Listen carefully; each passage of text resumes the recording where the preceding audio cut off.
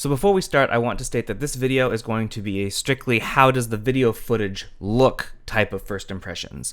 I won't be talking at all about how the camera felt to use, any of the autofocus, or any of the stuff that would come from actually shooting with the body. And that's because I wasn't the one who shot this footage. This was shot by my colleague William Brawley in Orlando, Florida. He was at Disney World at the Nikon Z6 launch event, and he's the one who was able to capture this footage while he was also doing a lot of stills shooting, which you can see on the website. He has a bunch of those images up right now. But in this case, I wanted to take a look at the footage he was able to capture and really evaluate it on the idea of how does it look as video? How is the 4K? How is the slow motion 1080? How is the N-Log?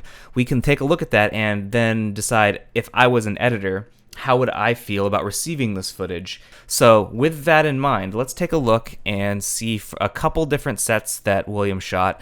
So in this case, in the last few shots we were looking at, this is like a culinary set. From what I can see, I'm pretty happy with how the footage looks.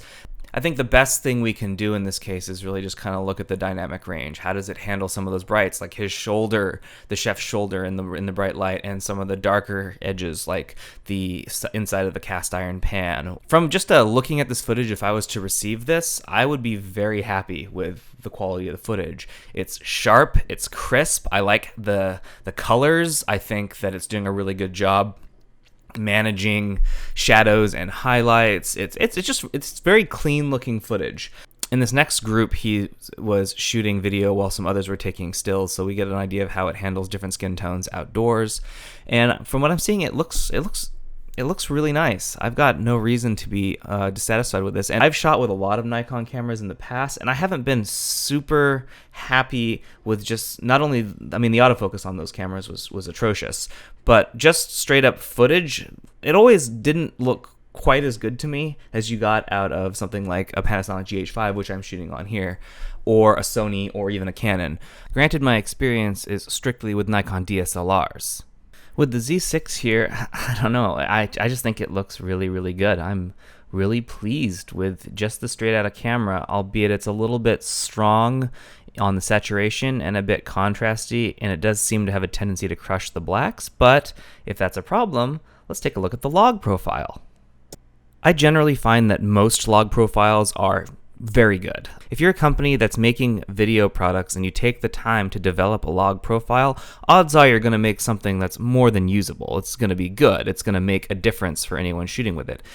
In this case, Nikon didn't just make a log profile. They made a log profile that isn't available unless you are shooting in 10-bit and recording externally. And that tells me that they weren't satisfied with what you would get out of their N-Log with 8-bit internal recording. They wanted better. They wanted more. And I hope that's the case, because looking at the footage here, this was some of the easiest footage to grade that I've experienced in recent years. The footage looks really good. The highlights do have a lot of data. I was able to bring them down quite a bit. And the shadows also kept a lot of data. I think there is a ton of room to edit these however you might see fit for whatever project you're working on. I think this is one of the better log profiles I've used in a while, and I can't believe I'm saying that. I am honestly really surprised at how good the profile looks. If you had any doubts about N-Log, dispel them. It looks excellent. I think that it is a good log profile, especially when compared to their standard, which is very contrasty, very saturated. And when you pull back and look at just an N-Log, which is the opposite of that, and then grade it, you have a lot more flexibility. It operates a lot like all the other logs that I've worked with, and I'm pretty happy with what I see. In this last bit, this is just a side-by-side of similar setups of a 4K and a 1080 capture. Now, William wasn't able to capture any 1080 like 24 or 30p, so this is going to be a comparison of 4K at the highest resolution in 24p versus 1080 in slow motion at 120. And you can see, but now was somewhat confusing to me because her dress looks like it's a completely different color. Well, because it's a completely different dress. It looks exactly the same, except that the colors are slightly different. So I was super confused at first. I thought that the 1080 was reading colors super differently. It's not. It's reading them the same. It just was confusing because his shirt turns red from blue and hers is like green. I don't know. I laughed. I chuckled to myself because it was kind of, to me, a weird and unnecessary wardrobe change. Anyway, back to the footage. I think that they're both at least good, and then the 4K is actually outstanding, especially compared to the 1080. And in the 1080, you can see that the sharpness falls a little bit, and in some cases, like the out of focus areas of the 4K look even better than the in focus areas of the 1080. And that's not uncommon when it comes to a lot of cameras, especially ones that are trying to do 1080 and 4K together.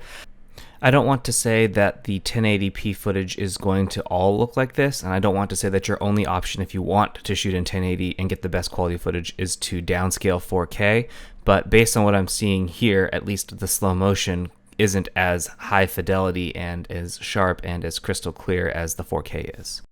The Z6 is positioned more as a video camera than the Z7 is, and that's because the Z6 has fewer pixels, which means it can actually do a full frame readout without line skipping or pixel binning, much like a Sony, and it does so here to great effect.